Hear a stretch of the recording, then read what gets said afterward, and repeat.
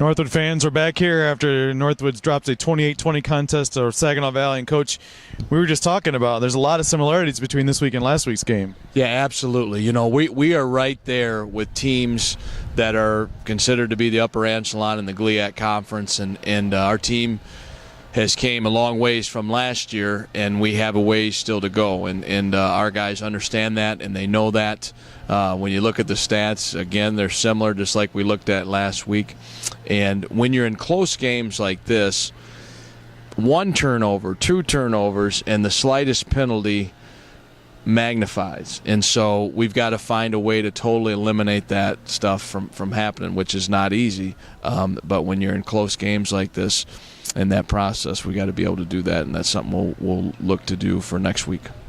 You look at your defense did a nice job creating turnovers, limiting their run game, but their passing game we knew was going to be tough coming in, and they threw the ball well, but your defense did a lot of good things that probably enough to maybe win this game too. Yeah, absolutely. Our defense played well, and so that was good to see, and we've got to finish and get into the red zone offensively, but I am pleased with the progress that our defense is making.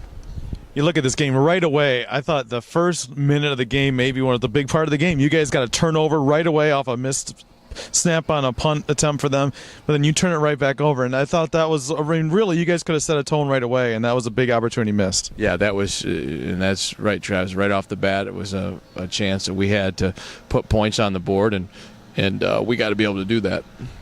When you look at stuff like the red zone stuff we talked about the last couple of weeks, it's not as easy to just go, don't do that anymore. You got to, but you got to find a way to. How do you clean up that stuff? You got to find a way in practice to emphasize red zone and to work on it. I mean, you got to work on all the field zones, but you got to look at red zone, and red zone is something we work constantly on, and so we'll have to go back and look at what we're doing there and clean it up for next week.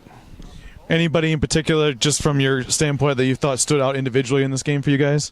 It looked, obviously Joe Bitterman having that interception was absolutely huge, and then I seen him flying around on special teams and smacking people and on defense. So I would say right off the bat that Joe did well, and guys on defense were flying around. I'd have to look at the film myself to tell you that, and offensively, but I do know that Joe Bitterman was playing very, very strong today.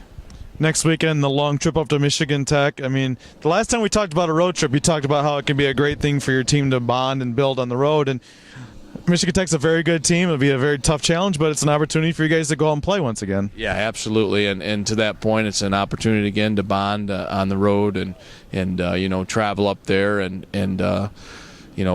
The thing about it is we got to come out and fight now. We've got 2 losses, and so if we want to accomplish our goals, which can be accomplished, there's no question, we got to come out and get after it and go take it. And so that'll be what we're looking to do. All right, Coach Sullivan, thanks for coming on. Good luck next week against Michigan Tech. Thank you, Travis. Appreciate it. And thank you for watching.